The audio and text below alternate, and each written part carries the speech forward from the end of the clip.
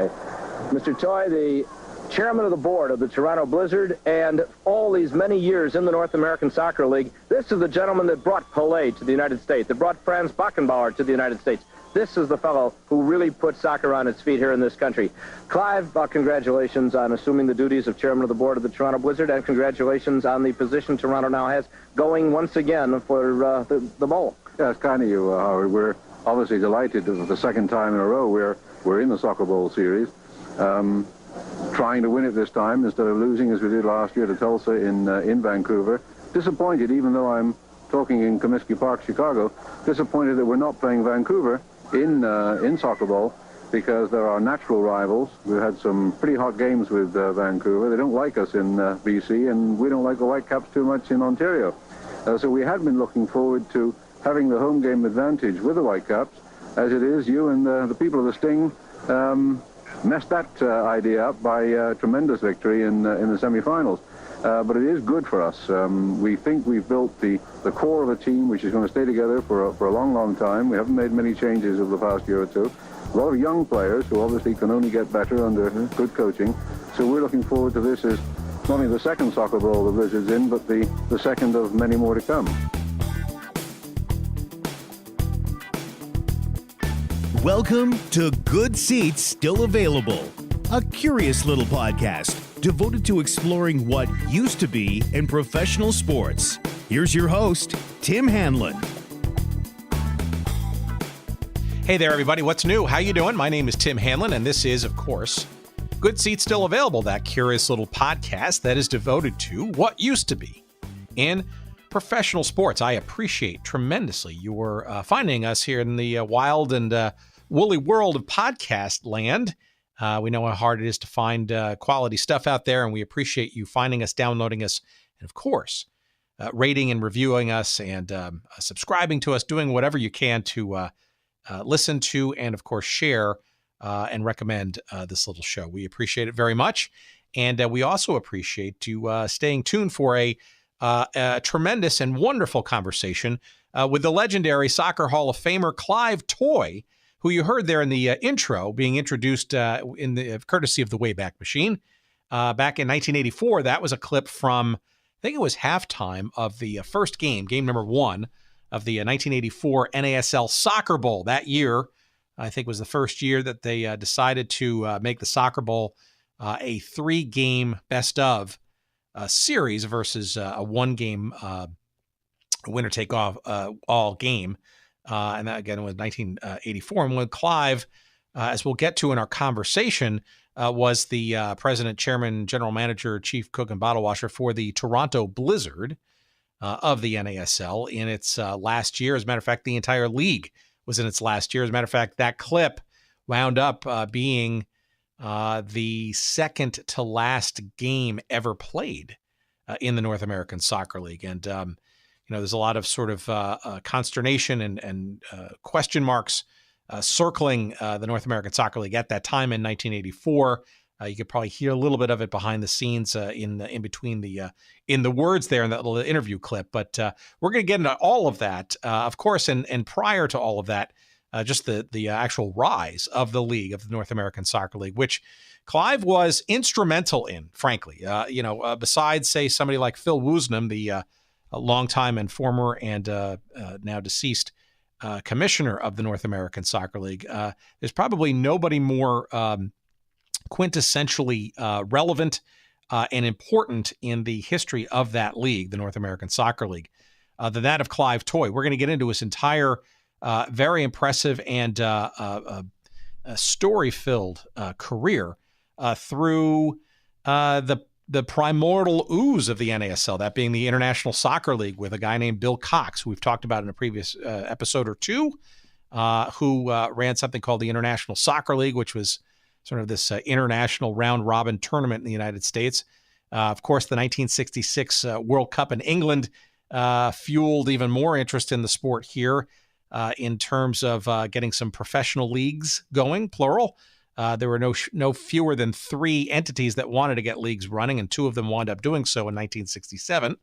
You're going to hear from Clive and his work with Bill Cox, as well as Mr. Cox's involvement in one of those two leagues, the NPSL, National Professional Soccer League. We've talked about that in a few episodes as well, and how that led to the NASL, which was sort of the repository of the two leagues that came together after a somewhat disastrous 1967, competing against each other to create at least one standalone league in 1968. And you're going to hear an amazing set of stories from Clive in our chat in a few minutes about sort of what sort of transpired there. And matter of fact, it was basically the league on life support for a few years, and then slowly but surely through the efforts of Clive Toye, Phil Woosnam, and a handful of other long-term believers, Lamar Hunt, of course, and a few others, got the league back on its feet and then some into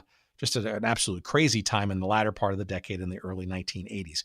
We get into all of that, not only the league, but the teams like the Baltimore Bays of the NPSL and then NASL, the New York Cosmos, which Clive Toye was essentially the architect of, at least until 1977 or so, when the team really was rocketing to the super stratosphere. The Chicago Sting makes an appearance for a couple of years, as well as the Toronto Blizzard, as we've mentioned before. A lot more to come in our conversation with the American Soccer Hall of Famer Clive Toye in just a couple of seconds. Please stay tuned for that. You're going to love it, I assure you. A couple of promotional friends and notes we want to share with you. We want to say hello again to our relatively new sponsors, oldschoolshirts.com, our friends out of Cincinnati that have just an amazing array, and you're going to find a lot of North American Soccer League stuff in there. Maybe some NPSL jerseys and shirts and T-shirts, etc. as well. I don't know about jerseys, but shirts for sure. And it is the place to find just an amazing trove of shirts with all kinds of great logos and teams no longer with us, leagues, as well as just cool cultural stuff from decades past as well. You're just going to get lost in oldschoolshirts.com. And of course, when you find something you like, and you're going to find something, I'm pretty sure of that, use the promo code GOODSEATS at checkout and get 10% off of all of your purchases. Oldschoolshirts.com. Give it a try. Take a look. I guarantee you're going to find it really cool. And make sure you use that promo code GOODSEATS to get your 10% off all of your purchases. And once you're done there, I want you to point your browser, why don't you, to our friends also at sportshistorycollectibles.com. No relation, despite the similar sounding site.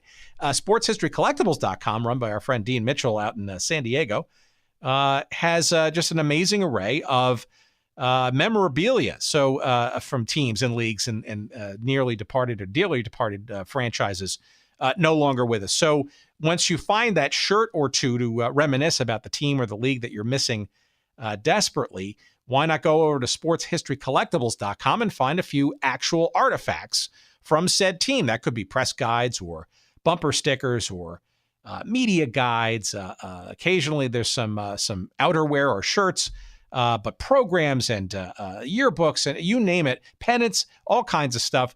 And there's new inventory almost every week, and it's beautifully photographed. Again, you will get lost there as well. Sportshistorycollectibles.com. And of course, we got a promo code for you there too. And that is, can you believe it? Good Seats. Good Seats is the promo code for sportshistorycollectibles.com. Get 15% off all of your purchases, he says, there. That's sportshistorycollectibles.com. And we thank them for their sponsorship of our little show here as well. All right, let's segue right into our great conversation. This is one I've been anticipating for quite some time, and I was privileged to have some time to chat with the great, the legendary, and the very instrumental builder of much of the North American Soccer League through much of its history. Just about, he was pretty much there from the beginning till the end. His name is Clive Toye, and here's our conversation coming up. Maybe it would help the audience a bit to sort of give a little bit of background of Clive Toye before and then how he became ensnared in this American soccer thing. You mean with stupidity or ambition? I mean, which of those two would you prefer? Well, I sense it's a melange of the two. I was a journalist, I started as a journalist when I was 17. In those days, once you'd had a decent education, you didn't waste your time going to college for 4 years. So I started as a journalist at the age of 17, became the chief sports writer of that newspaper, moved to a bigger one, became the chief football writer for the Daily Express, which at that time was the largest circulation newspaper in the English-speaking world, 4.5 million a day, syndicated from all over the world, from Vancouver to the South China Morning Post, and in the process was sent to all over the world to cover soccer, which included once in 61 being sent to North America. First time I'd been here, I'd been to Asia before. I was in the army in the Korean War, and I'd been all over Europe covering soccer. But this was my first trip to North America, and all kinds of stuff to cover. World Cup golf in Dorado Beach, Puerto Rico. 4 4-minute milers up at Harvard Stadium, world title fight, and a rather unimportant thing called the International Soccer League, which was put together by a fellow called Bill Cox, who during the war, I gather, had owned the Philadelphia baseball team and got chucked out of baseball for some misdemeanor. And Bill would invite teams from overseas into New York once a year to play this International Soccer League. He had a local team, the New York Americans, and on this occasion had two clubs from Britain, Kilmarnock from Scotland, Everton from England, and so I covered all of that. In the course of that, met Bill Cox, who said, one day we're going to have a professional league in America, build the game. Wonderful, I said. That's interesting. So I wrote 8 paragraphs about that on a quiet day when there was nothing else to write about. It was hardly, it seemed, the most important story of the year. And as the years passed by, Bill, very nice fellow, I got on with him very well. He used to come and see me in New York to ask me phone numbers for this team or that team that he was bringing over. And on one occasion, he turned up with another bunch of American guys who talked about, oh, yes, we want to start a professional league, etc. But with the World Cup coming up in England, 66, I wasn't too interested, although I did write some stories. And I wrote one story about the fact that Phil Woosnam, who was then a player with Aston Villa, Phil Woosnam had shown interest in going to America, and so there was a story in the paper. Woosnam was interested. Strange that Phil and I ended up running the league, but who would have known that at the time? So eventually, after the World Cup was over, everyone came back again, talking seriously about starting the league. And as I'd covered everything in soccer by then, it seemed a bit interesting. My wife and I said, well, why don't we go to America and introduce soccer and have some fun and learn some things and see a different place and come back again to England in 2 years' time. So I said, I want a job. And I got offered 5 or 6 jobs, took one of them as general manager of the Baltimore Bays. And that was 51 years ago, and the 2 years that we intended to stay here have somewhat lengthened.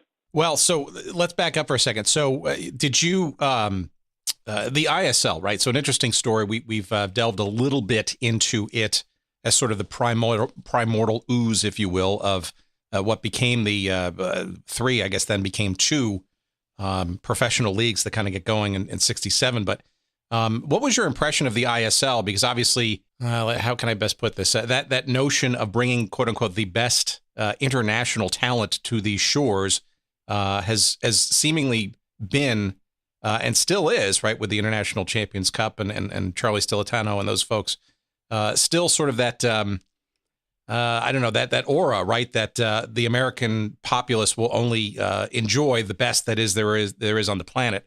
And the only way that they're going to really get to soccer is to see the best of soccer here on the shores versus starting something new. No, I mean, Bill Cox was doing it because no one was going to turn up and pay 50 cents to watch any local players play. I mean, there were various ethnic groups where pretty decent players emerged, but they were confined to Little Italy in New York, or the Colombians down in Kendall in Florida. As a whole, that was never going to get in the papers. So by doing what Bill Cox was doing, he was doing that to introduce the game more and more to people in the hope that they would then one day be interested in the league that he wanted to start. What Charlie Stilitano and his mob are doing now has got nothing to do with growing soccer. It's to do with making money, because soccer's already grown. You still get looking at the attendances this weekend in MLS. 30,000, 40,000, 50,000. Hey, that'll do. So it is a different thing. The international games then were meant to promote the game. The international games now are to make money for those who are promoting the international games, and has nothing to do with promoting the game. A clear distinction. So give me a sense then, when you heard from Bill Cox and his ideations of what a professional league would look like, right? His was not the only one, right? It seems like obviously he would have had a tremendous head start given that international experience, in the years prior to '67. But there were three, I think, actual groups of moneyed individuals that were all circling around this newly hot proposition post '66 to start a professional league. Maybe I'd love to hear your sort of perceptions of that all of a suddenness, I guess, of interest to launch leagues, and three of them at that. Well, there was the World Cup of '66. One game was televised, maybe more than one game, but I'm aware of the fact that there was some television, and there was a lot of publicity given to that game compared to the complete ignorance offered in the past. And the International Soccer League, I don't know what their crowds were, but even though I attended a number of their games, but they were respectable. The problem, I think, emerged long before I actually set foot in this country to take the job, was that Bill and some of the other owners did not respect each other too much. And the first job I was offered was as a publicity director for the Hartford Mules, which was to be owned by Bill Cox, whom I knew better than any of the others. And you may say to yourself, don't remember the Hartford Mules. The reason you don't remember the Hartford Mules is that Bill never got the money for it, and so that club never existed. And that first job I was offered disappeared one night. So Bill, poor Bill, whose idea was for reasons, financial reasons that are, complete mystery to me, just that he and the other people didn't get on. The other people didn't get on with each other. And so one bunch of people formed the National Professional Soccer League, where you sign your own players and you wear your own club. And the other mob, United Soccer Association or whatever it was called, invited foreign teams in to play in their cities as their own team. I forget the names and who they were, but I remember Cleveland brought in Stoke City from the English First Division and called themselves the Cleveland Stokers, and other people did similar things. And at the end of the first year, that obviously was an idea that could not be repeated too often, didn't do much good. And so the two leagues merged, became the North American Soccer League, and started on that journey. Well, so all the ownership ramifications, I cannot explain, because I don't know, because part of the time I wasn't here. In any case, I wasn't an owner. In any case, I couldn't understand what the devil half these people were talking about. Well, all right. So give me a sense then of the NPSL. So you were recruited essentially to be the general manager of the Baltimore Bays of '67, right? Which was the first year of the NPSL, obviously competing against the USA. Right. And maybe a bit of an explanation or an understanding of how you saw the league. I mean, it was clearly the league that had a national television contract, right? But it was also at the same time, right, the one that did not have the official, for what it's worth, but clearly we found out it is worth something, FIFA blessing to play. I'm really curious to hear your, I don't know, some remembrances of what sort of running a team in one of these two now professional leagues in Baltimore. And it's interesting, too, the owner, I guess, was sort of a beer baron, right? Gerald Hofberger. Yeah, that's curious right. to sort of the dynamics of that team that year. Well, I mean, the huge difference between the NPSL and that other mob is that we were signing our own players. We were playing our own team. We were out promoting the game and promoting our players in the local communities. We were signing players from the local communities when we could find them that were any good. And we had our feet firmly entrenched in the city in which we were building the team. The other mob arrived, played, and left again. And in some instances, we did quite well. In some, we did appallingly. But I mean, we had decent crowds in Baltimore. I forget what they were, but we used to get a lot of publicity about the game. We used to go out, our players and coaches would go out and help people coach and help people play, kids play, and all the rest of it. And we were there to not just develop our team, but to help develop the game. And some of us in some other cities were able to do that, and some simply were not. But at the end of the first year of the NASL, the animosity and stupidity which existed among some of the ownership groups, and I can't honestly remember who were the worst, because we had really bad ones still to come. But they helped bring the NASL almost to extinction.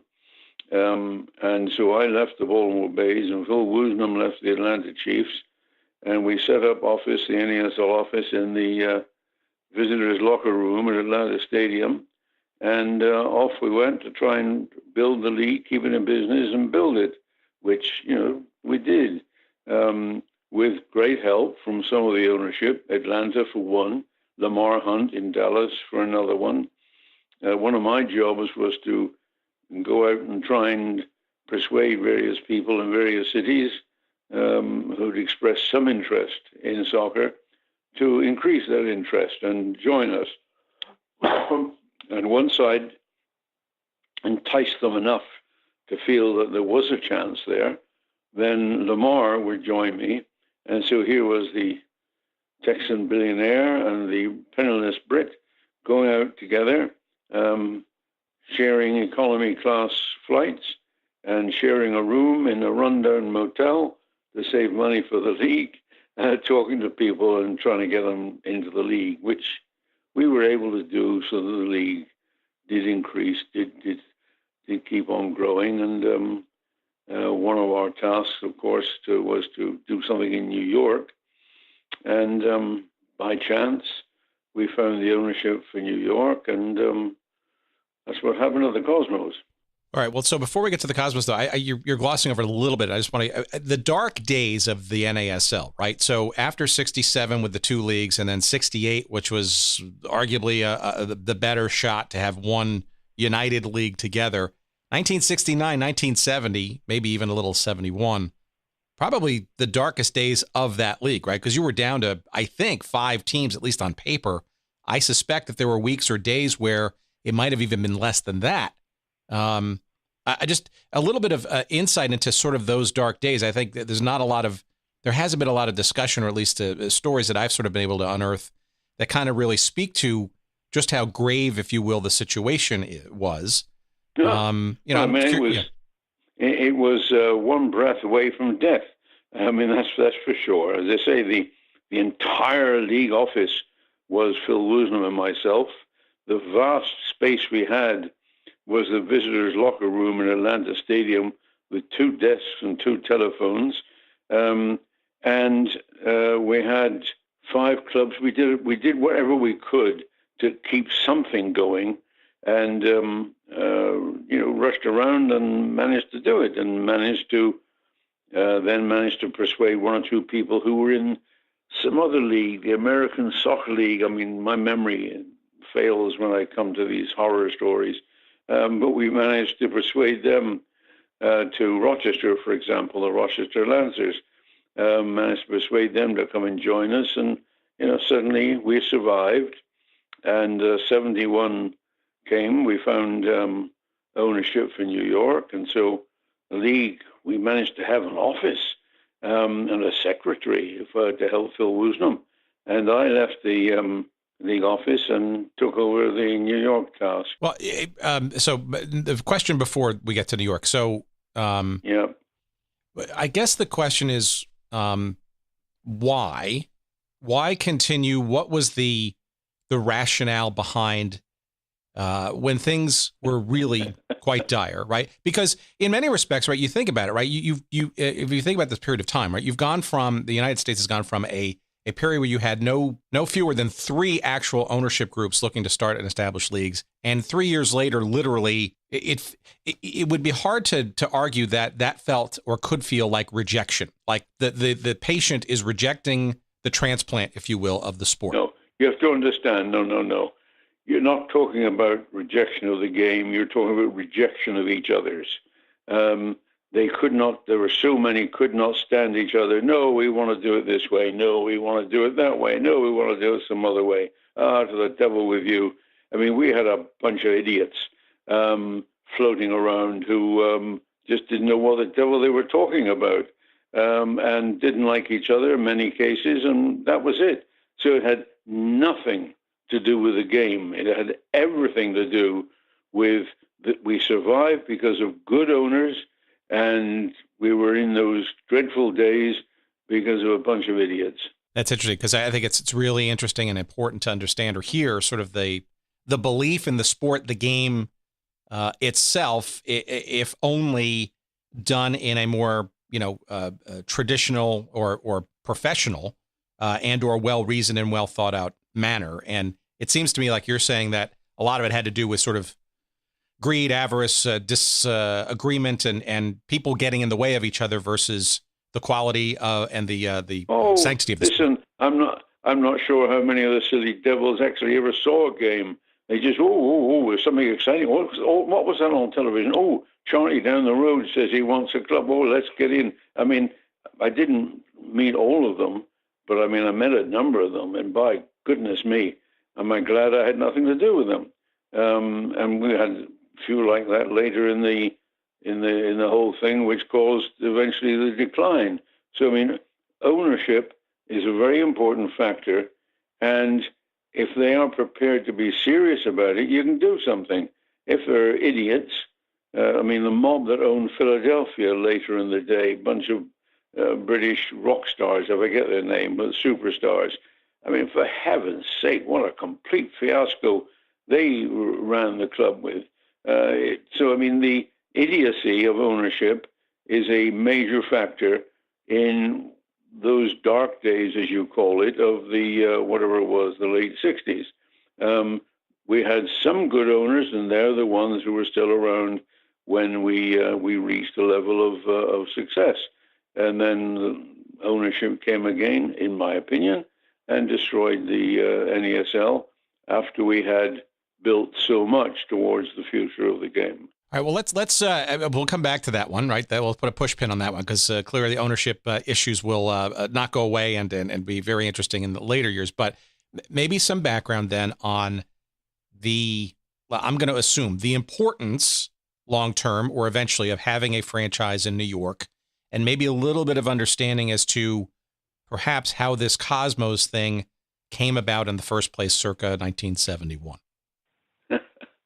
Well, whether it was good or bad, the decisions that were made to rebuild and keep the league going were made by Phil Woosnam and myself.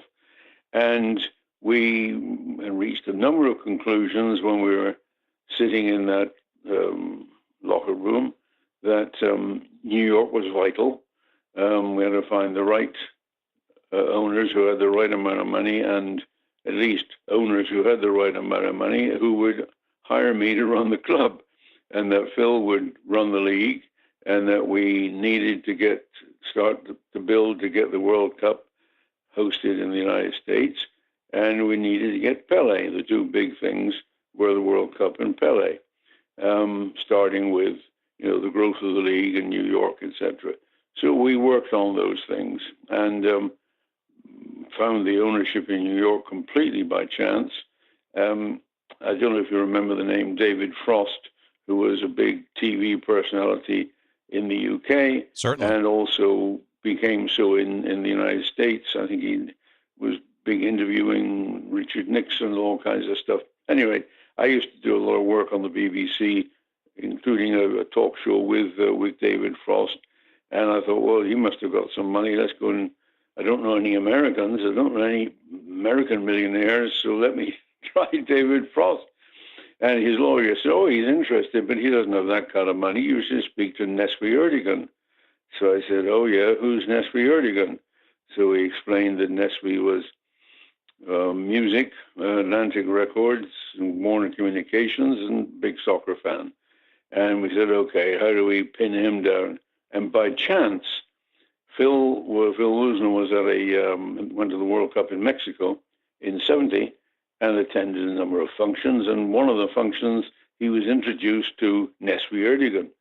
So Phil, as I've said in my book, Phil didn't miss that open goal. He grabbed Nesby and talked to him, persuaded him, and before you know it, we had the ownership for New York, and before you know it, I was general manager of the New York, and we had to find a name, and I made myself unpopular with the owners because I came up with the name Cosmos, and Nesby and Ahmed, his brother in the music business, wanted to call the club the New York Blues, and I thought that had nothing to offer. And somebody else said, oh, get some publicity, call the team the New York Lovers and have pink uniforms and whatever. And so I concocted a competition to name the club and forged some applicants and came up with the name Cosmos, which is the one that I wanted. So that's how we became the Cosmos. So a little bit of trivia here, or a little bit of a deeper into this. So we had Waylon Moore on a number of months ago, who was the artist, I think, who was the Cosmos logo. Indeed. So, and I think he was a little uncertain as to sort of how the name sort of truly came about. Now, I've seen or heard, and again, the internet's a crazy thing, right? So you trust it as far as you can throw it, right? But, what the name of the Cosmos, right? Was that the specific name, or was it, I heard Cosmopolitans, and it was a shortening of that, a la the New York Mets? What was sort of the very okay. Listen, it was my thinking to come up with a name. The previous professional sports team to emerge in New York were the Mets, and their full name was Metropolitans, right? So I thought, now, what can I do to best that? Well, Cosmopolitan is bigger than Metropolitan, and I can shorten Cosmopolitan to Cosmos, and what's bigger than the Cosmos? That's it, the biggest thing you can possibly do. So I said Cosmos. Then, to get agreement, I had a competition in which I asked people to name the club, crossing my fingers that someone would come up with the name Cosmos, and I could then tell the ownership, look, sorry, not the Blues, not the whatever, we got some of our fans come up with a name. And two high school teachers in Queens, I don't remember their names, sent the letter in saying Cosmos. So, boom, that's it. I got a few friends to write a few other letters to support Cosmos. I remember opening the mail. It was at an executive committee meeting of the United States Soccer Federation, and I was so excited, so pleased when someone said Cosmos that Gene Edwards, the president, said, do you think you can stop opening the mail now? We can get on with the meeting. Now you know what you want to call a stupid club. So I said, yes. So that's how the Cosmos came about. That's where the mixture of Cosmos and Cosmopolitan came about. All my fault, and into the public view because of those two high school teachers in Queens who had the same idea. Whose names, by the way, according to my research, are Meyer Diller and Al Capelli, and they were at Martin Van Buren High School in Queens. So that's an interesting little story. So that's the two. If that's the names I said so long ago, I can't remember the names, but by heavens, those were the two high school teachers in Queens who came up with a name that helped me do that. Very interesting. Well, I'm glad you set that sort of myth to rest. That helps a lot, I think, in the and it's partially why we do this, right? Because a lot of this is oral history, things that elude us in terms of certainty. All right, so okay, so late 70, early 71, you are now thrust into this this new situation, a New York team in a league that's still not quite resuscitated yet, shall we say? Give us some insight as to your first days and how you were, shall we say, managing upward with this literally rock star ownership group. Well, fortunately, I had very little to do with the ownership group. They relegated conversation with me to very nice fellow who was only with them a year. I don't know. He wasn't at the top rank of Warner, maybe the second or third rank. I don't know. I had no problems with dealing with them. I was left to myself to do whatever. So I did whatever and found the right coach and to a certain extent the right players through the coach, Gordon Bradley. And we worked at building the game, building the name, as well as obviously building our attendance. We did so much work in the area. We used to have a thing called the Cosmos Coaches Corner, and we sent, Gordon started it, and then we sent players out every night into areas, into people's homes where they got the local coaches in, or into a bar or wherever, to talk about the Cosmos, to talk about soccer to the people who already had some interest or could be persuaded to have some interest, which is why you ended up with signs all over the place after a few years, Cosmos Country. Well, that's what it was, Cosmos Country. And the cartoonist in the Daily News had this cartoon, which I wish I'd kept a copy of it, which showed two seats in a locker room, and one of them was large, and there was an American football on it, and next was this thin little thing with a soccer ball on it, and then the next one was, they were closer to the same size, and the next one, they were the same size, and the next one, the American football is 2 inches, and the soccer ball is 8 inches. So that was the way people felt at that time that we had developed. I'm not saying we overtook the football teams there in every respect, but by heavens, we were there.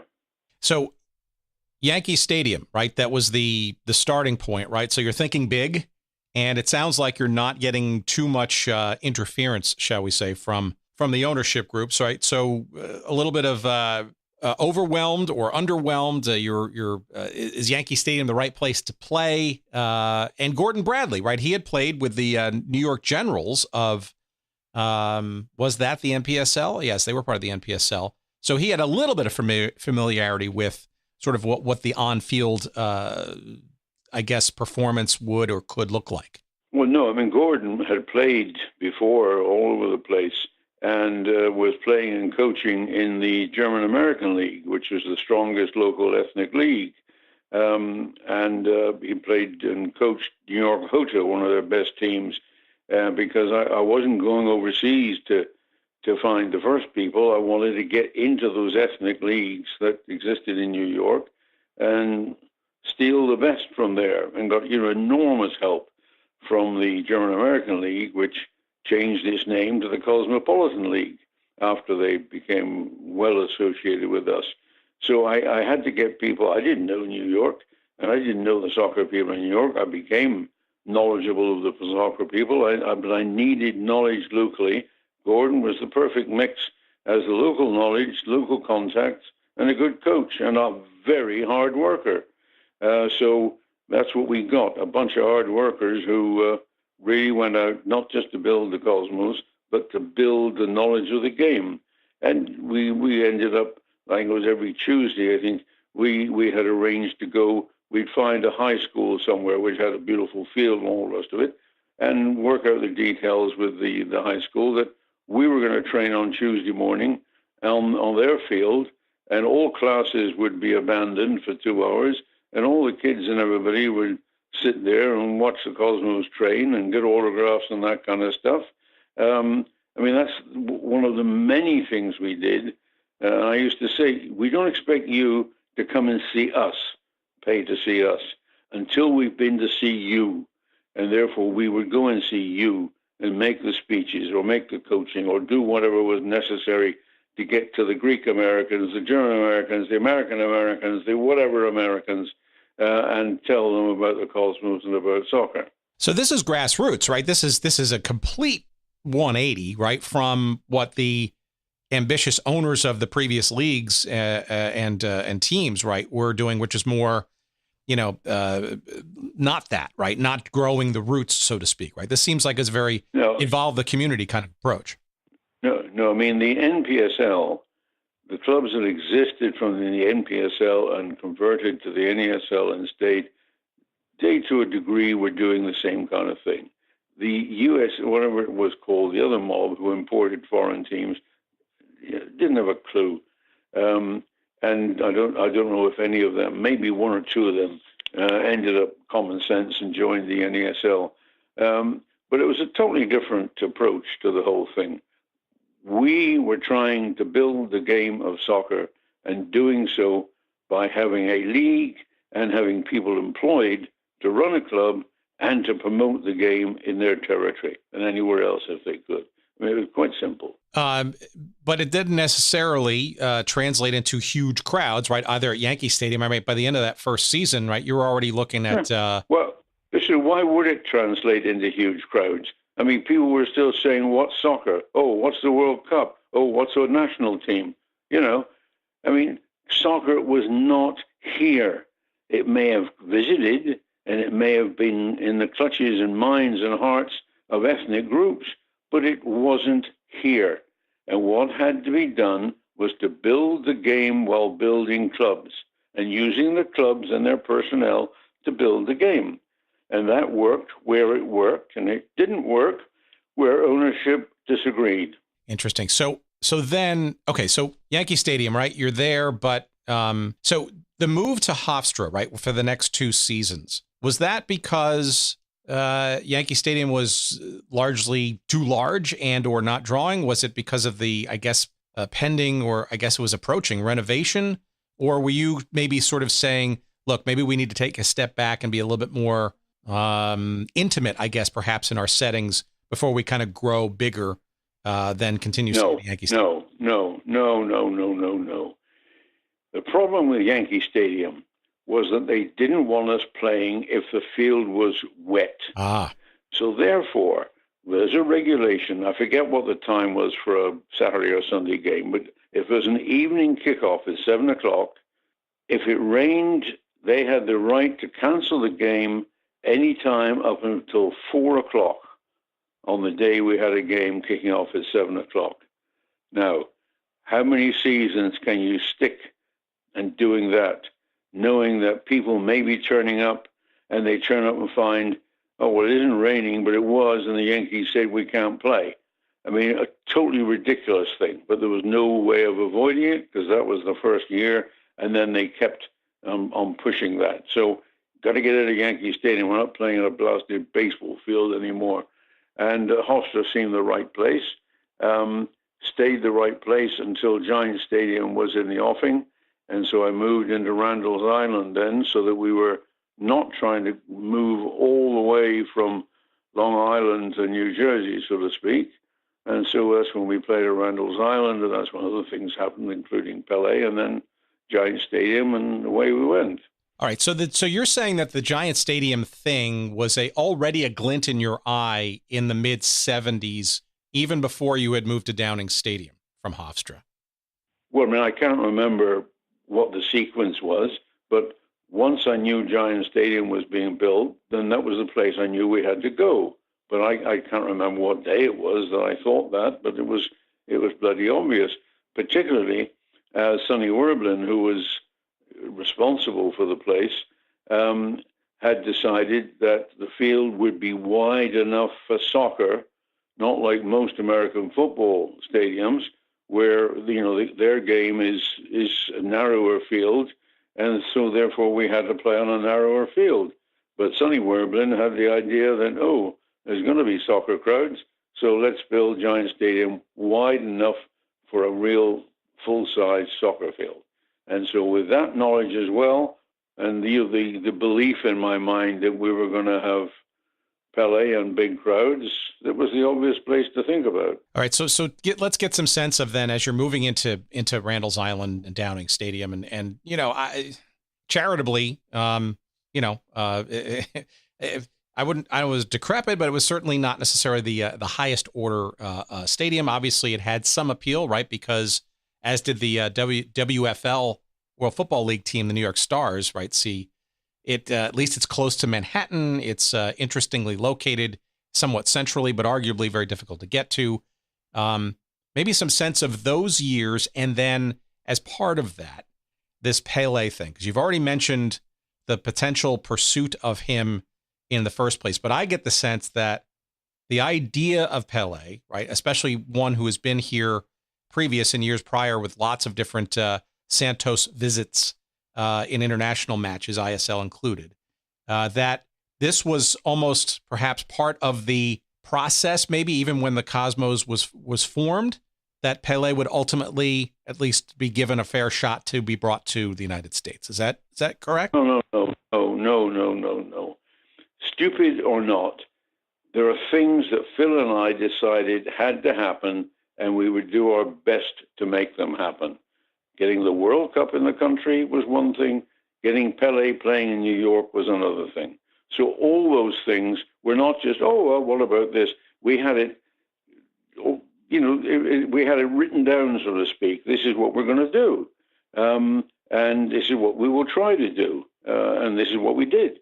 So it wasn't any question of, all right, well now, maybe we'll get Pele, so maybe we should have a bigger stadium. The whole thing was the rubbish that Phil and I came up with in whatever years it was when we were running the league. And we had support for those ideas from some people, and we had laughter and ridicule from some people for those ideas, but those are the ideas that we had. And, good, bad, or indifferent, we are the ones who decided that's what we want to do, and that's what we will try and do. And I say the idea was that Phil would run the league, and I would run New York, and we managed to make it work for a while. Well, look, in '74, right, the league actually was quite on the ascendance, right? I mean, you had teams out in San Jose, and you had Tampa Bay starting to come into play, and obviously some other markets. This is even before the arrival of Pele, right? So there were clearly some green shoots going on across the league, if not necessarily New York proper per se, but it had to give you some hope that, that sticking to the game plan here and maybe adding in some of these pieces long dreamt, such as a Pele, would perhaps grow to some real stature and size, given where you were a few years prior. Not would, perhaps, but would, of course. We were making progress, not in every single city, but very much making progress. And then decisions were made to get rid of Phil Woosnam, which was a mistake. And he was replaced by a person who did not know anything about what had happened, did not know anything about what should happen, did not know anything about anything, and was a destructive force beyond measure. Interesting. So maybe Pele. Let's talk about the pursuit, right? Obviously, the documentary sort of got into it a bit, but you were obviously very much enmeshed in this long-term pursuit of the world's greatest player. Maybe a little bit of insight, a little bit of intrigue as to it wasn't a straight line to get him, was it? No, I mean it was simple in the sense that he had to be persuaded to come to America because he still had a contract with Santos. It was coming to an end. They, of course, have pushed another contract in front of him. They were very sad that he was leaving. And Juventus in Italy and Real Madrid in Spain were both interested in him. And he didn't have an agent. And so if you wanted to talk about him, you talk to him about him. And so shortly after the Cosmos were founded, early 71, Brazil, or maybe in Santos, I forget, it was the club or the national team, were playing in Kingston, Jamaica. And as that's a lot closer than Santos, I hopped on the plane down to Jamaica with Kurt Lamb, who was the general secretary of the federation then, very nice, helpful fellow, big soccer fan, who had known Pele personally for some time. And I didn't know Pele personally. I knew him. I'd seen him many times, but he didn't know me. And so Kurt went with me and introduced me, and I talked to Pele in Kingston and said, we're building the game in America, I want you, et cetera, et cetera. And as I found out afterwards, he said to Giroud Matze, who was their physio and became Pele's guide, you might say, what the devil is he talking about? Or words to that effect. So, but at least he knew me then. And then the Santos played an exhibition game against America, or one of the teams from Cali in Colombia, Deportivo Cali, I think it was. And before the game, I went on the field with Pele and retired the Cosmos number 10 shirt and gave him a Cosmos number 10 shirt and say, you'll wear this one day. And we had a big laugh. And from then on, I pestered him to death wherever I had the time to go and talk to him. And it got better and better as time went on. And we finally, in Brussels, he was playing in a game, a testimonial game for Paul van Himst, the Belgian coach, national coach. And we finally got down to it where he said, okay, I will play. And so we signed a few rough pieces of paper. In fact, I pulled a piece of notepaper out from the drawer of the hotel, the GB Motor Inn in Brussels. And Pele scrawled on it and signed it. And I said, okay, I'll meet you again in 2 weeks' time. He had to go somewhere for some other thing. And we agreed to meet in Rome a couple of weeks' time. And I went back home and got contracts, etc., and went back to Rome and got a bit further and went to Santos. I often think I should have bought a season ticket to get on the plane to Brazil, because I went there so many times. But altogether, then it was done. He agreed. We met in Bermuda and signed all the contracts, and 2 days later caused chaos at Club 21 when we had the press conference. It was chaos. I've seen some footage and some snapshots of that. But yeah. Any memories of that? Because it seems like everybody in the world, literally and figuratively, for the press showed up. And although Pele was a little late too, I think, right? I don't know if he was or not. I mean, those days were utter, absolute chaos. 1 minute we're a club, we're doing all right, considering, and the next day we're nothing bigger in the world than Pele, and we still only had 2 or 3 people running the club. I didn't have a great staff to do things. We were doing everything ourselves. I mean, sometimes when we had a big crowd, I used to have to grab tickets from the ticket office and stand outside and sell people tickets to stop the lines becoming too long. I mean, we had 2 or 3 people running the whole blasted thing. And I knew we were going to have a press, decent showing at the press conference, but I wanted it at somewhere like Club 21, because that was upscale New York rather than downscale New York, which is where the game had been always. But I had no idea we're going to get that many. I mean, it was mob scene, absolute mob scene. So as it was a few days later when he played his first game.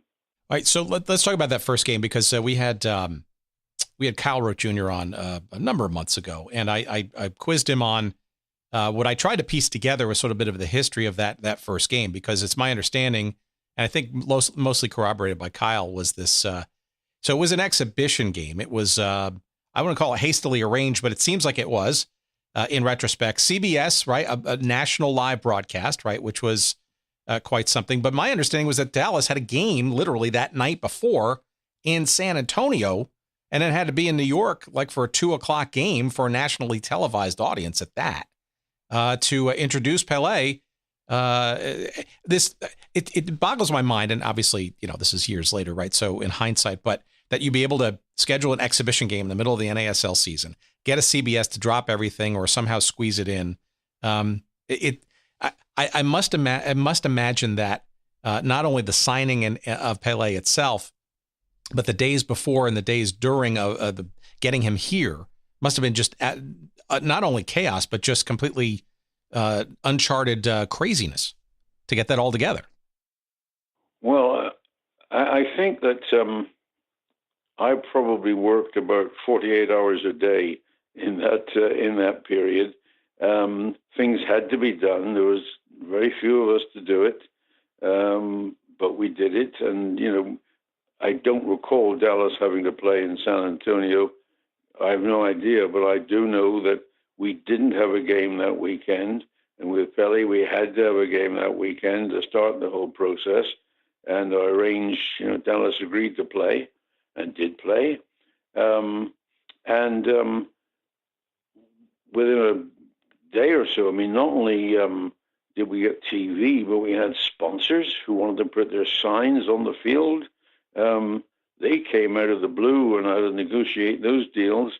And there were so many things that had to be done to get us from being, minor league to the biggest thing there was for a day.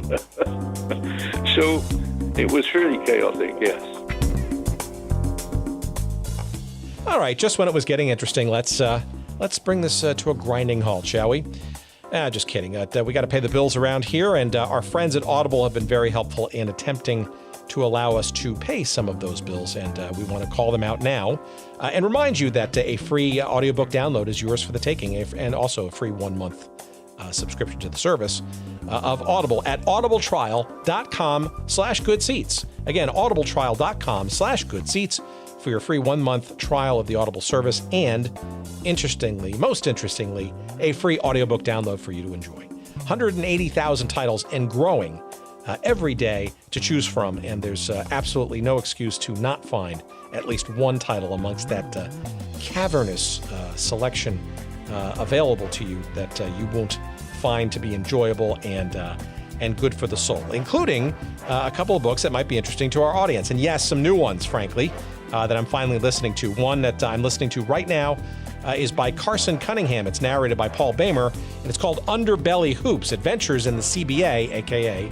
the Crazy Basketball Association, which is really, of course, about the Continental Basketball Association, which for many years was sort of this ragtag minor league of the NBA. And it's a book I'm about 2 chapters into right now, and hopefully maybe a guest will get for a future episode. Also in my queue, next up, is another guest that I'd like to get, and her book that she wrote is also narrated by her. Her name is Jeannie Buss, and of course Jeannie is the daughter of Jerry Buss, of course the wildly successful founder of the Los Angeles Lakers and the LA Forum, and Jeannie is clearly today the brains behind the Los Angeles Lakers today.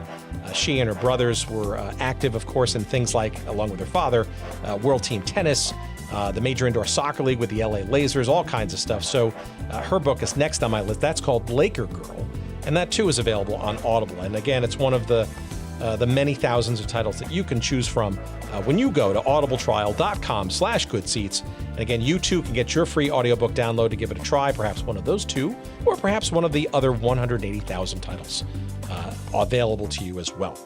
Give it a try, audibletrial.com/goodseats. Thanks for listening, and back to our conversation.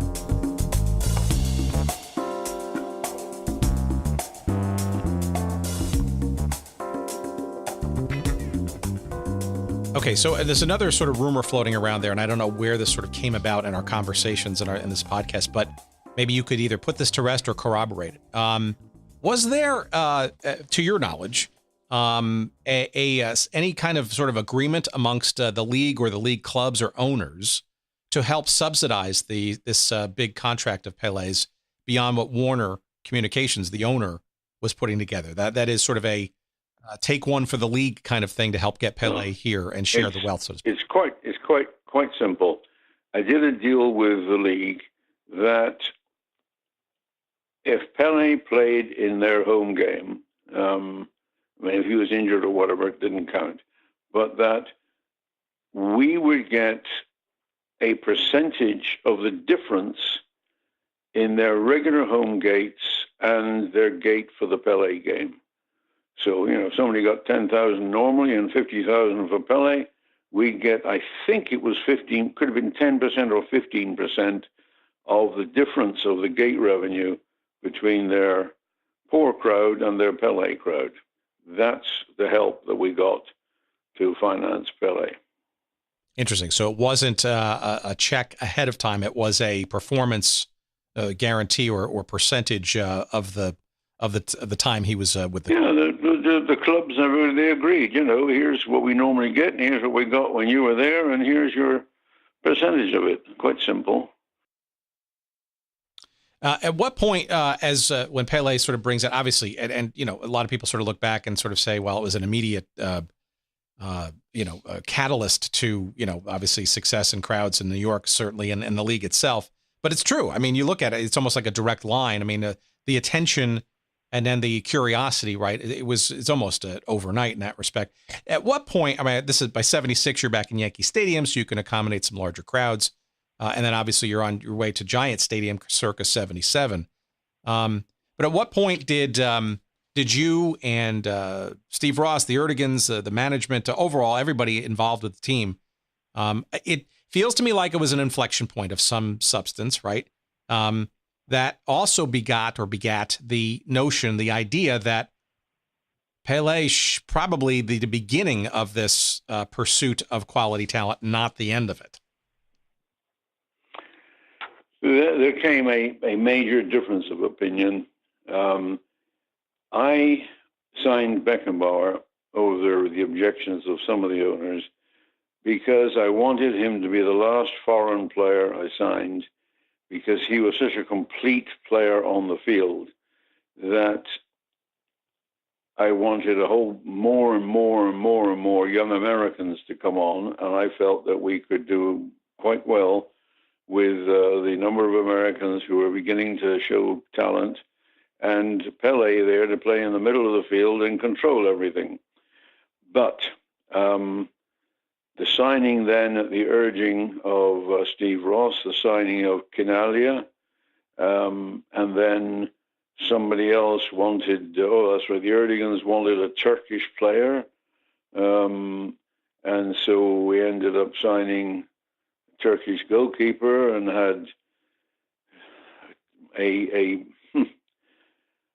mass of limousines leading 75 Rockefeller Plaza with ownership and everybody on board, going down to the helicopter port and flying by helicopter across the Giant Stadium to discuss the goalkeeper situation, the Turkish guy or Shep Messing, should he play on this weekend? And we wanted Shep Messing the whole time, and most of the time Gordon Bradley and I won. But the owners were getting, because of the success, were getting more and more interested and more involved and more stupid. So that was that. So I get the sense reading from some of the Steve Ross biographies and stuff that ultimately he kind of, and like a lot of owners in various fledgling and or challenger leagues of the time, and it's very historical. It almost feels like this was his NFL team at some point. And perhaps some of the opulence or the big timeness of this was maybe sort of, did you get a sense that this was sort of his dream, is really, this is him playing out his desire to be an NFL owner or a major I guess, professional sports league in the United States owner, and then that perhaps with the signing of Pele and this sort of growing into something maybe significant, that this was sort of his way of doing that? Or am I putting words in your mouth here? Well, I mean, there's no question that he suddenly wanted to be prominent in whatever was happening. I mean, I recall him when we moved to Giant Stadium, which he didn't want because there was no subway to Giant Stadium, he said. But when we got to Giant Stadium and it worked, he was full of praise for himself that we'd gone to Giant Stadium. So, we had a bunch of owners who sort of were in the background, but suddenly wanted to be in the foreground. And it wasn't just Steve Ross, it was the Erdigans, and with Steve Ross's great friend, Kinalia, and that was it.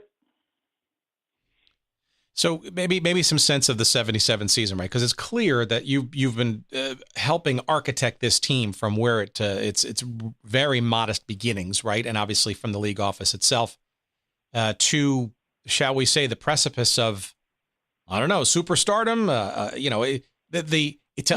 You cannot underestimate, and clearly the story of the Cosmos has been talked about quite a bit, but I think there's a whole generation of fans who just don't. You cannot underestimate how comet-like this team was in the mid to late 1970s, not just on the New York sports scene, but just on the national sports and certainly national soccer scene, the international scene, especially in the sport of soccer. Sure. Right? I mean, did you at what point, say maybe in 77, when you're there at Giant Stadium starting to see some of these gigantic crowds, at what point did you was there any time that you sort of took great pride of like, wow, look how far we've come? And then maybe at the same time say, wow, where is this going to go? And maybe not necessarily in a good way? Or were you just sort of caught up in the moment? No, well, as I mentioned just now, I knew where it was going to go if I was making the decisions. It was going to be the first NASL team to have a majority of American talent on the field at every game and doing extremely well and helping build a national team. That's what I wanted. But because of the stage we reached, the ownership wanted more and more and more and more stars.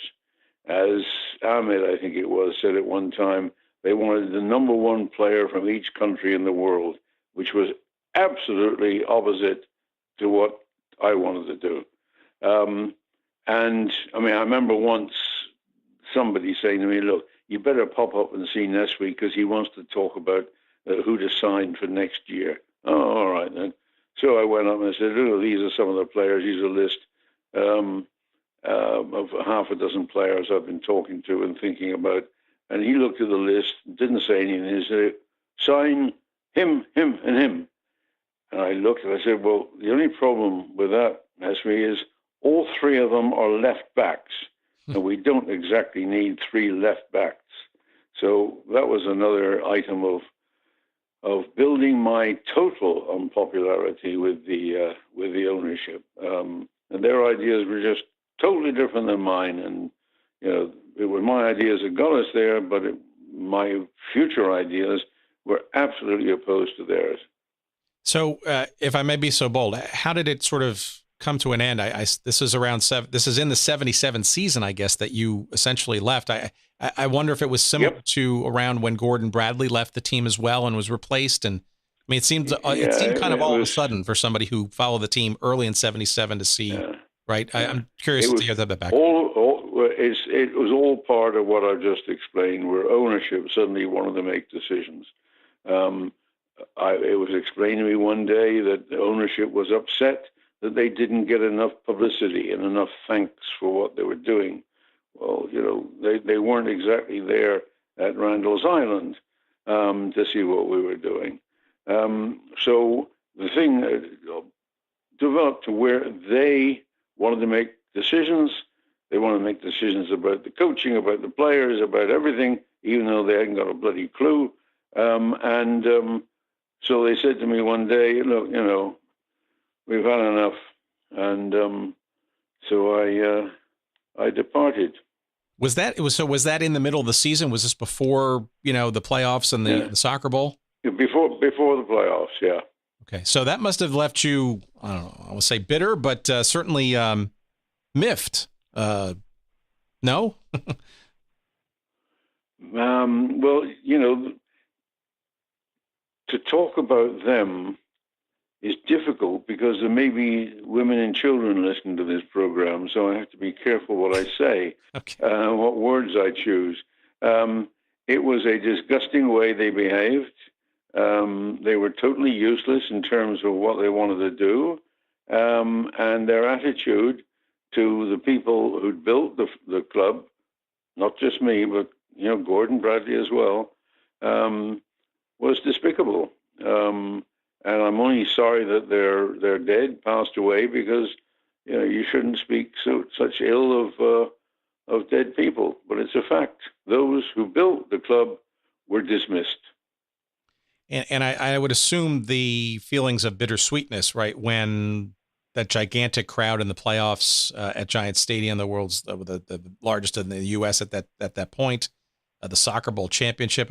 Look, that's all your handiwork, right? And to not be around literally in the midst of it as that's happening, it's got to feel a little sort of sad. And there was another occasion I recall when I was running the Toronto club when we won 4-1 at Giant Stadium against the Cosmos.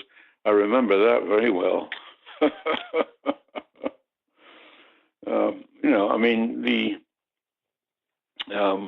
Chicago, we reached Soccer Bowl once, if not once. Toronto, we reached it twice. So, after I left the Cosmos, the clubs I was running got that far, and we often beat the Cosmos, and the Cosmos were a shambles. But, bitter, you said, miffed, bitterly angry, if I want to think about it, and if I want to give you the right words. So where was Phil Woosnam in all of this, right? So, obviously you had been with him. You see, Phil wasn't there anymore, because one day Nesby was out walking along the street and bumped into a guy he knew, a fellow called Howard Samuels, who had been a failed candidate for a New York governor, I think it was, or New York Senate or something or other. And before you know it, Phil Woosnam, who has contributed greatly to the building of the league, is out, and Howard Samuels is the new president of the league. And he is the guy I referred to earlier. I don't think he knew the shape of a soccer ball. And he was hopeless would-be praise. Well, that's okay, but that's in the early days. I was curious sort of where. So Phil, it was still very much involved at your time when you were leaving the Cosmos and then going. Yes. Yes. Right? So I guess I was just trying to get. I guess this is sort of my little attempt at a segue to get into. So it seems to me that maybe obviously the relationship with Phil and you were strong, obviously from the earliest days. But I guess when you were, shall we say, departing the Cosmos, what was Phil's opinion about that move, or was he now possibly, my interpretation, correct me if I'm wrong, perhaps getting, shall we say, caught up in the success of this too, not unlike, say, the Cosmos? No, Phil thought it was ridiculous. Okay. But there was nothing he could do about it, and he was starting to get lots of problems that hadn't existed before, and it was only 5 minutes before I started getting offers to run other clubs. So, Phil didn't get involved. I didn't ask Phil to get involved, and he couldn't have done anything if he did get involved.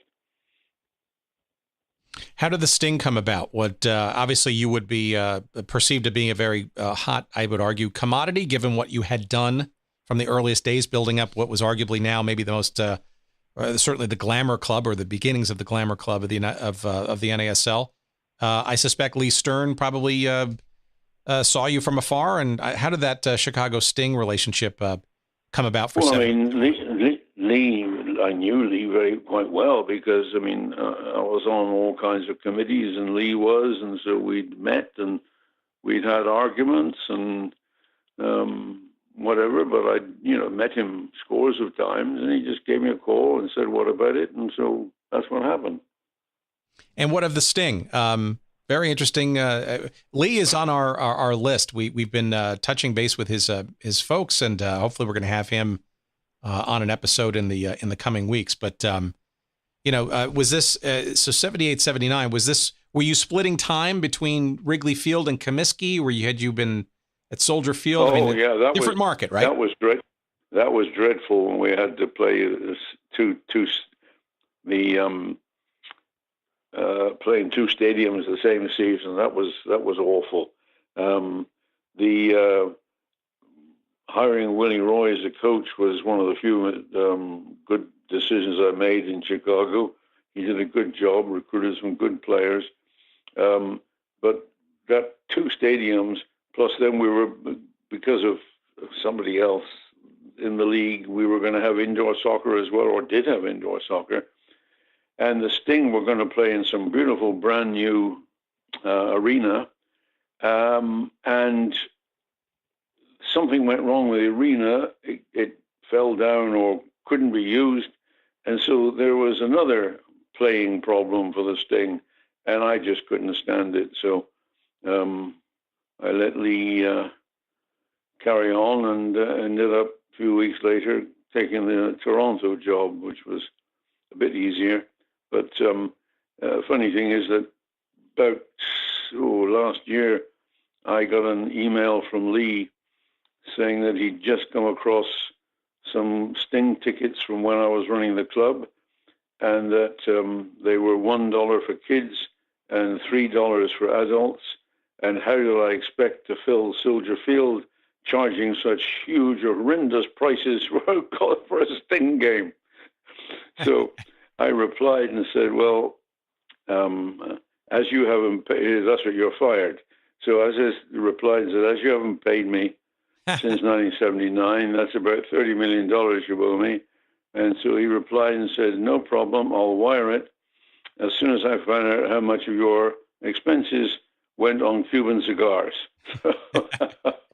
Well, we had a good laugh at that. Before we leave the Sting, because 79 obviously was a pretty successful season. It seemed to me that the Sting kind of really became one of the better sides in the league. Yep. You cannot argue that, the Sting certainly, Lee Stern had been with that team.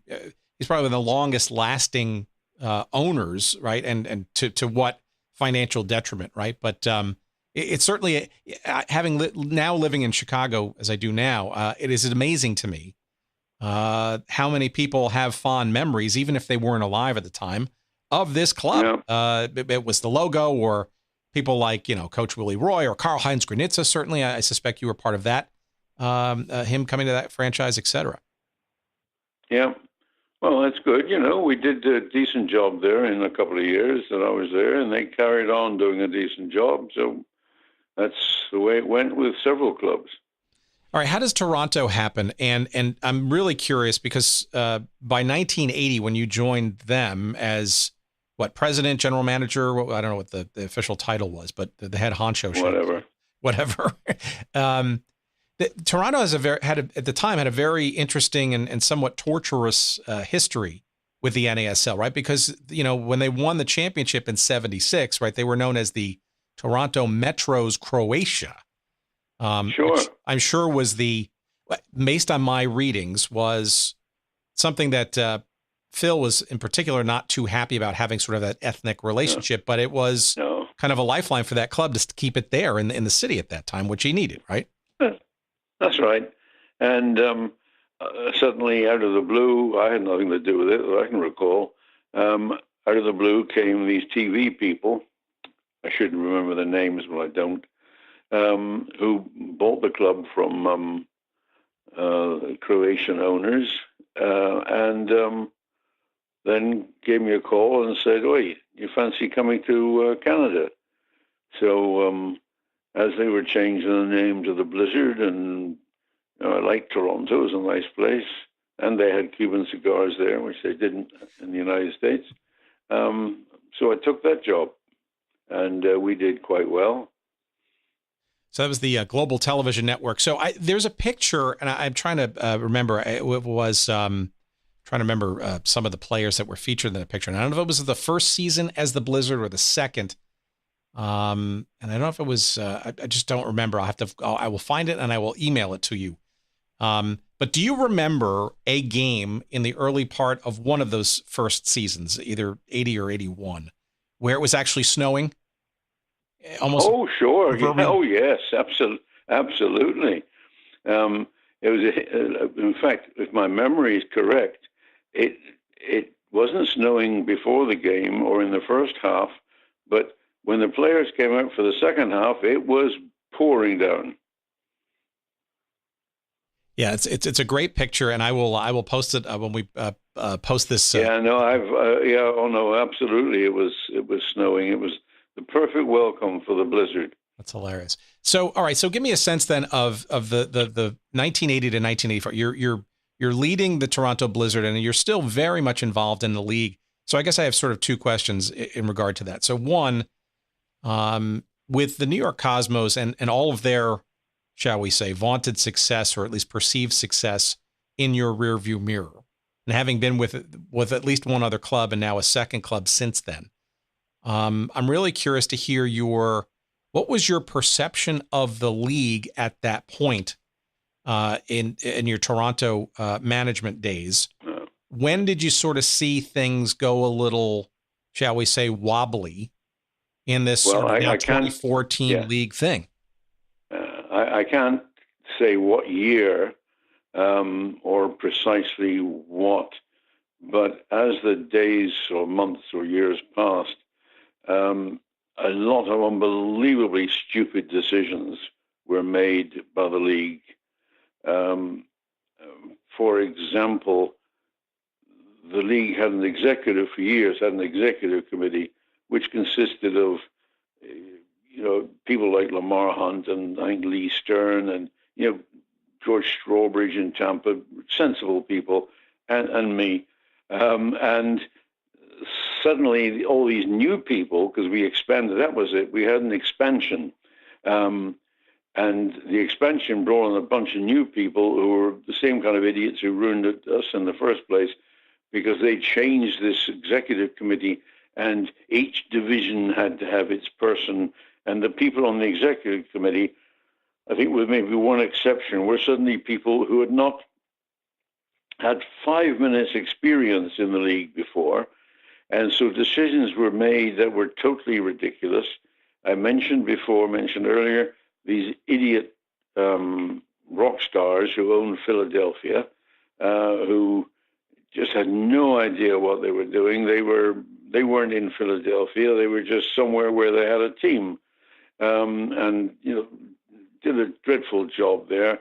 We had a terrible job in Western Canada, Calgary and Edmonton, where the two people there, one of them ended up in jail.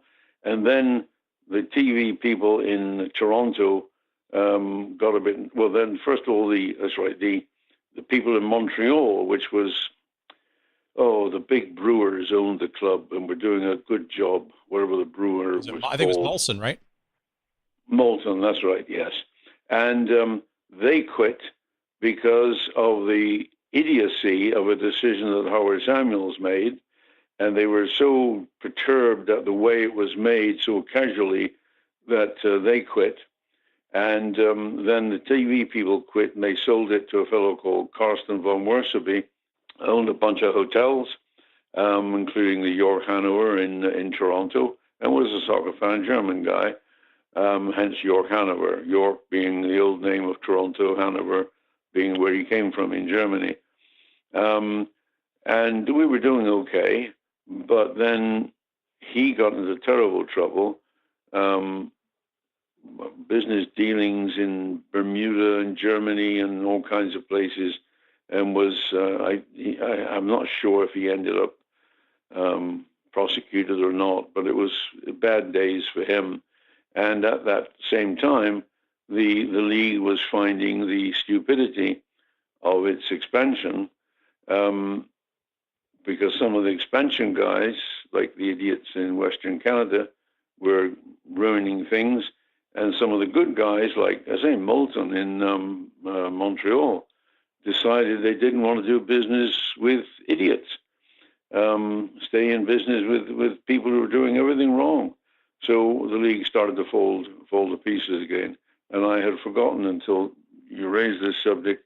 There was a meeting, I don't know which year it was now, but it's easy to find out, the year in which the league expanded to maybe 22 teams or something like that. Yeah, 78, they went to 24 teams from, I guess it was 18. 24 teams. Yeah. Okay, that's it. That was the expansion, which some of us were totally against, but we lost the vote, and they went to 24, and that was the beginning of the end. So why the haste to add 6 teams in 1 year? I'm assuming, actually, and I think I've heard this, and maybe it's just one answer of a bunch, right? But television and the pursuit of such, right? That sort of having a bigger footprint to attract television versus 18 teams in 77? Well, it may have been also the fact that the new teams were having to cough up money to join, franchise fees. There you go. I forget, a few million, and so it was a share. Some people wanted to share. And I do recall, unfortunately, the meeting in which the decision was made, that Steve Ross turned up for the first league meeting he never attended and spoke vociferously and endlessly about the need to expand and all the rest of it, and that's what happened. I say, and then, with the executive committee being changed, the whole, and Samuel's eventually coming in whenever it was to take over from Woosnam, there was basically no one left at the decision-making level who had the faintest idea what they were talking about. So let me understand a little bit more about, and unfortunately Phil's no longer with us to hear this, and I wish I would had the opportunity in this podcast back when I first met him during the 35-year anniversary of the NASL at the old Soccer Hall of Fame in Oneonta. I did get to meet him, but would have loved to have asked him this question. From your perception, right, you're obviously very, very much involved in not only the Toronto team, but still the league operations. Maybe a little bit of you sort of give a little bit of background, but sort of what were maybe the events or the situation that sort of led to Phil's ouster and the replacement with this admittedly non-soccer guy? Did anything in particular precipitate it besides sort of the bigger issues? And when did it sort of happen and maybe why at that point? Was it 81, 82? I forget. I honestly don't remember the specific happenings or the specific reasons. It was all part and parcel, I would say, of what had been going on, that those new to the whole thing were now making the decisions, and those who had brought the league and the game to that level were not wanted anymore. And it was commonplace.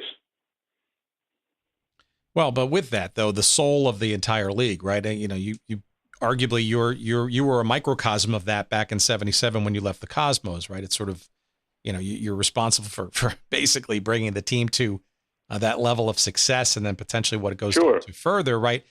Phil, this is probably even a grander vision of that, right? Because without obviously a Phil Woosnam in the darkest days of this league way back when, you wouldn't even be at this arguably higher order problem of too many franchises and national television issues and that kind of stuff. I just came across some old pieces of paper a while ago, back from 1969, when Phil and I were, as I said before, in the league office. Both of which I wrote. One was this. I wrote it because in one case I was the chairman of the publicity committee of the federation. We didn't have a committee, but I was chairman of it. And we had a meeting, Phil and Gene Edwards and whoever else was around at the time, and we decided that we were, Phil and I pushed for it, and everyone agreed we would fight over the years to get the World Cup. So that was written in 1969. Same year, I ended up writing, with input from Phil and other people, the long-range plan for the league. What we would do is several pages long, how we would develop the game and do this and do this and do this and do this. So much of the time that Phil and I were there, we were discussing things with owners like Lamar Hunt and Bob Hermann and a few others who had gone through that ridiculous early stage in some respects, and we were talking utter nonsense as to what we were going to do in the future. And so there was that relatively clear plan as to where we're going to go until the expansion. And in fact, those who voted for the expansion, that's right. I remember, we wanted to kick some of them out of the league, but instead of that, they voted for the expansion. And so that was helping the thing on its way. But both, in my opinion, the advance from nothing to something fairly important came about because of the plans that we had at the beginning and the support there was from a bunch of good owners. And then the whole thing almost failed to begin with and flopped at the end was because of idiot owners. And I exclude from that people like Strawbridge and Stern and Bob Hermann and Lamar Hunt and Walt Daggett and some of the others whose names escape me now. But there were a bunch of very good people. May always have differences of agreement, but they were genuine people, wanted to do a genuine thing in their cities.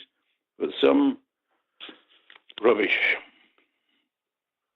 So speak to me about Howard Samuels and sort of the last days of the league, because obviously, I want to get a sense of sort of, you mentioned, his enormous unqualifications, I guess, for being a soccer league commissioner and then some, but maybe a little bit of, but it's also, I think it gives me, it sort of seems like a very descriptive coda, perhaps, of the league itself in its last year and days, right? Because at the end of everything, who did they turn to once Howard died, somewhat unexpectedly? It was you, right? Pretty much to kind of, pick up the pieces and see what was left if anything to go forward. So the league was already dead. I had the Cosmos ownership had been passed to Canalia, and he was. We had a league meeting with the lawyers at present and all the rest of it. Went through the formalities to kick the Cosmos out of the league. In the meeting in which Canalia threatened to throw the league attorney out the window. Prior to that, I had been in Vancouver just about convincing someone to come into the league in Vancouver. When a guy came in the room we were having the meeting in and said, "Hey, look at this." And there was a AP or Reuters or whatever story that the Cosmos were going to play by themselves and do all kinds of things and weren't sure they were going to play in the league. And so the Vancouver people said, well, in that case, thanks for coming to see us, but, we don't want to talk about this anymore. So the thing was, and so another fellow from Houston was going to come in and put the Houston franchise in, and then, he didn't like the stadium, so then he went to somewhere in Georgia or Mississippi or somewhere was going to have a stadium, but then it didn't happen. So all this kind of stuff was happening to close it down. And it was not dissimilar to that mentality of ownership which almost finished the thing off back in the 70s.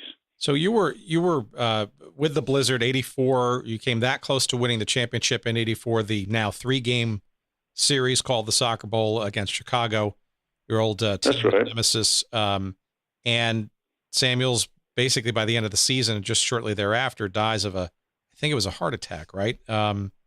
What had he not, passed? Did you have any positive sense at that time that maybe things could be turned around in the league, or did you think that even with his passing, or perhaps exacerbated by it, that it was just sort of inevitable even before that happened? That it was not. Two things I would say. First of all, just one story about Howard Samuels. He came to Toronto when I was in Toronto, and we had a big meeting, the mayor of Toronto and all the people on that wonderful, great, tall tower they've got there, forget what it's called now.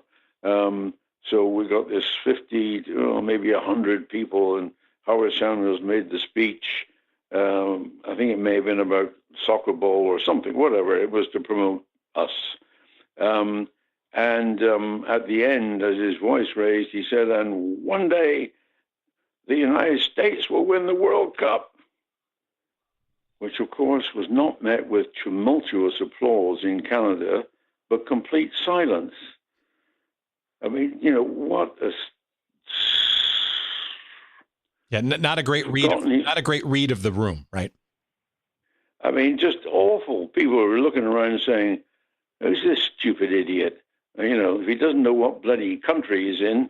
So I mean, it was reported widely that he'd told everyone in Canada that the United States was going to win the World Cup one day. That did a lot of good.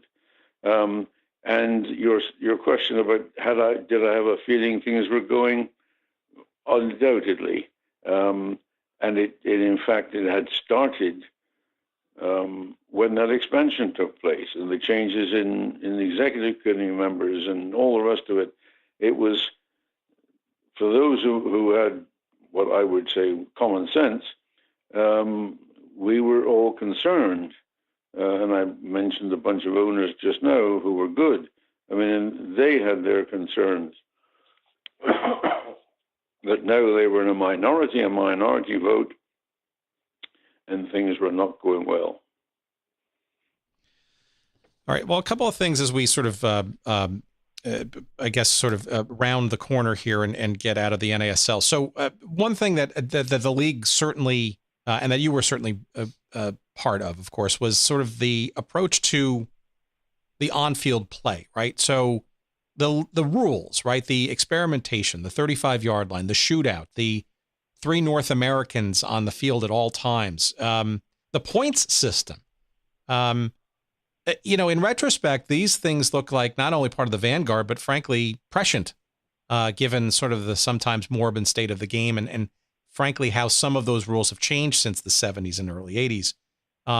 Maybe a bit of sense of your role in and or others' roles in the approach to, shall we say, challenging conventions with rules a bit for the American marketplace with the NASL. I would say much of the credit for that would go to Phil Woosnam. I don't recall anybody else come up with those ideas. The idea of guaranteeing a certain number of Americans on the field at all times, I recall personally being very strongly in favor of that. As I said, it's one of the reasons I signed Beckenbauer, so that he would be on the field controlling, I hoped, a bunch of American kids. But Phil was, and names of players on the back of the shirt and that kind of stuff. That was all, I think, all Phil's ideas. You think, though, the rules, though, that was helpful, though. I look at the point system, and you'd think maybe today that some of the games in some of the international leagues could benefit from. 35-yard line, probably a bit more controversial, right? You can make the argument there, but the point system where you're rewarding some attacking soccer play, it seems like that was a good thing that helped make the sport a little bit more, shall we say, dynamic, perhaps for the unwashed American audiences. Yeah, sure. I mean, it didn't hurt at all. All right. I guess sort of the last real, big question would be, let's call it sort of the legacy, right? So, there are a lot of people look back at the NASL and say, it certainly was sort of that sort of once in a lifetime kind of thing. It's never going to be replicated. MLS's more sane approach to life. But frankly, I think there's a lot more people who would sort of say, without the NASL, there wouldn't be whatever there is today. Major League Soccer, a potentially competitive U.S. national team.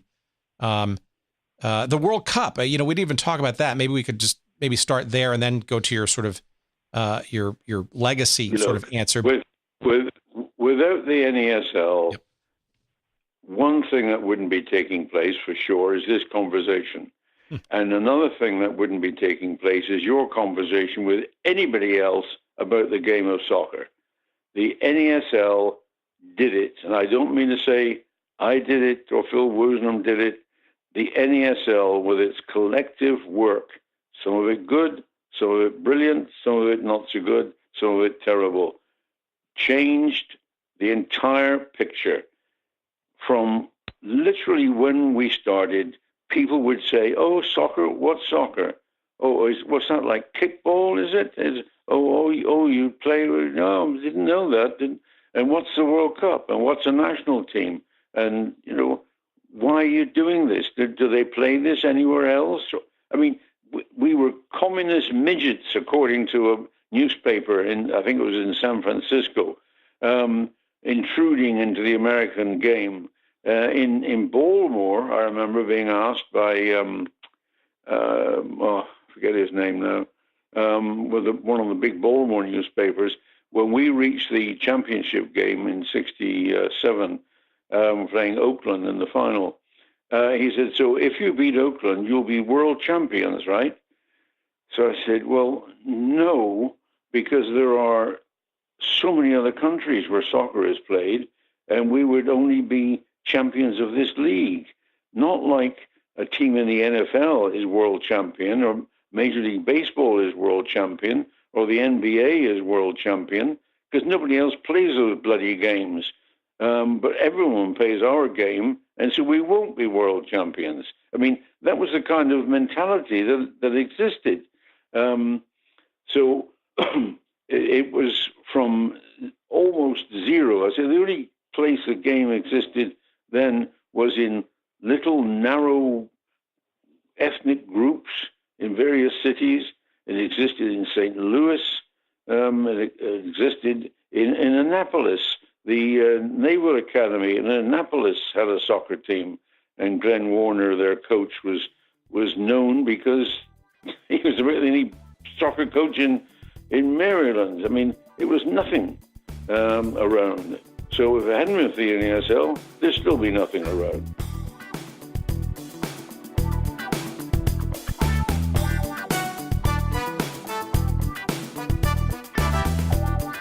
Well, now, that's certainly an interesting set of chatter and conversation, don't you think? Not one to mince words, and certainly a legendary career in the building and the shaping of the professional soccer game in this country with Clive Toye, who we thank tremendously for being a guest. And of course, if you want to go deeper into some of the things that we proverbially just scratched the surface on, the book you need to get is called A Kick in the Grass, The Slow Rise and Quick Demise of the NASL. Came out in 2006. It's published by our friends at St. Johann Press. And believe me when I say, in this 170, almost 180 pages or so, it's chock full of stuff. It's chock full of great stories, anecdotes, some eyebrow-raising tales, a number of very interesting and hard to find, if not impossible to find, photography and knickknacks and things from the career of Clive Toye during the North American Soccer League, and I highly recommend it. You should also check out Clive's other books, Anywhere in the World, which came out in 2015, also in St. Johann Press, which is a look into the international lens, if you will, of the game and where it is today and kind of how it got there. And for you kids out there, Toby and the Greatest Game, which is published by iUniverse, is also out there. We're going to have links to all of those books on our website, which I highly encourage you to check out, of course, at goodseatsstillavailable.com. Our interview with Clive Toye, and you will see links to all those books, as well as some other cool stuff, a little bit of description of the show, and some links to some cool stuff related to what Clive and I just got finished talking about. We also want to remind you that we are active, and then some, on social media. Feel free to follow us there too, will you? On Twitter, you'll find us at GoodSeatsStill. On Instagram, you'll find us at GoodSeatsStillAvailable. You can like us on Facebook. And if you want to send us some email, by all means do that. We're at hello@goodseatsstillavailable.com. And again, if you go to the website, you'll also be able to sign up for our weekly newsletter and find out all kinds of other good stuff, see our old episodes, etc. So by all means do that. And once again, we, of course, we could not do this without the good work and the kind graces of our friend Jerry Payne and his friends at Podfly Productions. That's podfly.net. get your podcasting needs served there, will you? And we thank them and him, as always, for the great production work that he and they do. All right, I'm done. Thank you so much for listening. It's been a pleasure, and I appreciate your listening, and hopefully we'll hear you or see you or talk to you again in the very near future. Take care, everybody.